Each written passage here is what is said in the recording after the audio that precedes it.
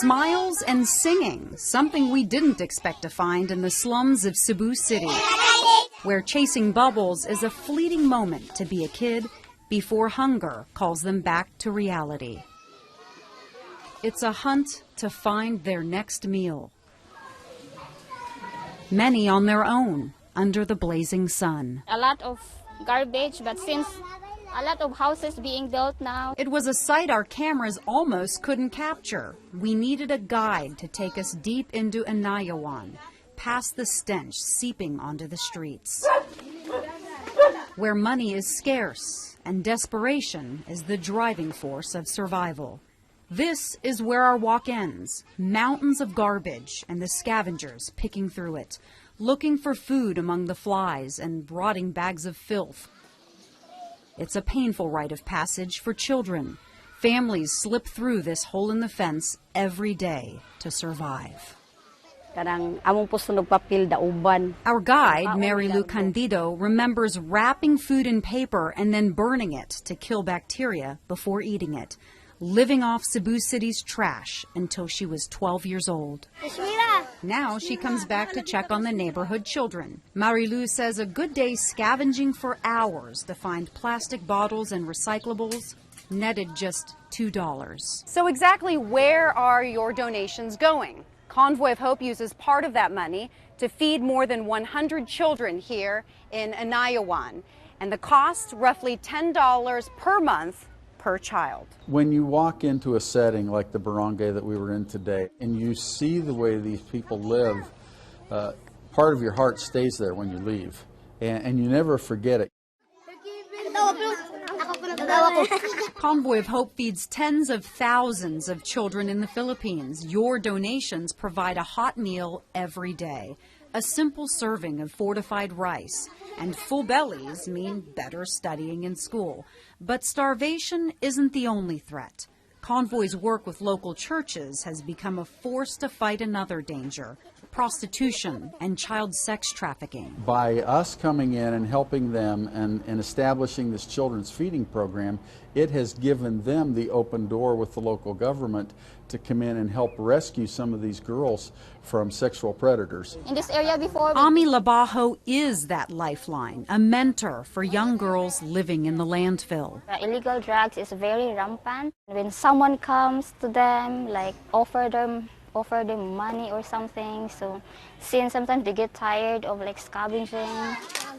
Predators target girls as young as 9 years old, tempting them with food, using their desperation against them. Because of hunger, many people turn it the easy way. Ami's work is part of her own healing process. She's a survivor of childhood sexual abuse. I was like them before, so I would really try to help them in a way that I could. I'm doing this for God and touching lives, so it's really like exciting. Changing lives one meal and one child at a time for a brighter future.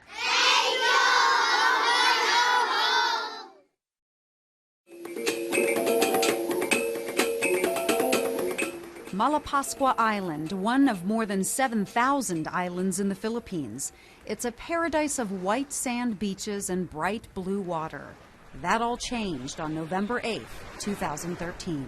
We are following a major story out of the Philippines, a major storm, a super typhoon barreling across the central islands. Super Typhoon Haiyan, wind gusts of up to 235 miles per hour wiped out cities and villages. A disaster of monstrous proportions. I've seen a lot of different disasters in my time, and this one was pretty amazing. The storm created a tsunami-like surge, killing nearly 6,300, leaving more than 4 million homeless. No one died on this island, which is mind-boggling.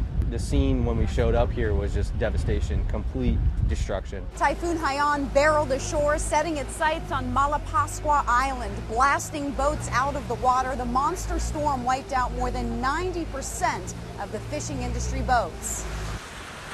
Convoy of Hope was the first agency to arrive with emergency supplies in the disaster zone. When we showed up here, a lot of the boats that you see out here were just toppled over, broken in half. The wind was just amazing. I mean, it just sent boats just tumbling down the beach. Nag-uuli ko nga wa anak ko'y trabaho. Captain Elmar Ornopia had no way to feed his wife and 7 children. He had no boat, no home, but he had faith the tide would turn. 1 year later, the beaches are calm. But the scars of the typhoon are clearly visible. A community broken, but with hope. Islanders used the storm's scraps to piece together homes. Neighborhoods rose from the ruins in a colorful patchwork of wood, metal, and whatever builders could find. You can hear the sound of survival, the hard work to restore what Mother Nature took away. Convoy of Hope is rebuilding 100 homes on Malapascua and Cebu Islands. Homes like this one for Captain Elmar's family, with just enough space to store a few things and a place to sleep or take a break from the sweltering sun. It's not much, and there's little privacy from the kids, but it's home. Thank you for giving a house. And Convoy also gave him a job at the helm of their new boat, Amazing Grace. Across the island, more messages of faith in paint, a symbol of answered prayers after the disaster, new strength for the future. And another blessing is coming. The captain's crew is growing again. Jamaru is about to become a big brother. Each time Convoy of Hope comes back, more boats are taking shape on the sandy beaches, and more fishermen are back at sea, working the nets until the sun sets over the rippling horizon. They're fishing again. They're back sustaining themselves with their own livelihoods, which is really cool to see. Reporting from Malapascua Island, the Philippines, Maria Niter, KY3 News.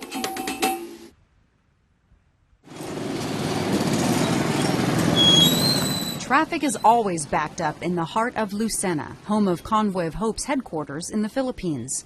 It's a big day at the market. People are unloading fresh produce to sell in vibrant colors right off the street. It's the early shoppers who get the best picks.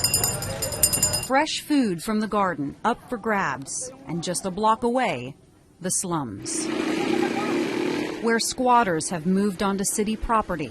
As traffic buzzes by, a woman is washing clothes on the sidewalk.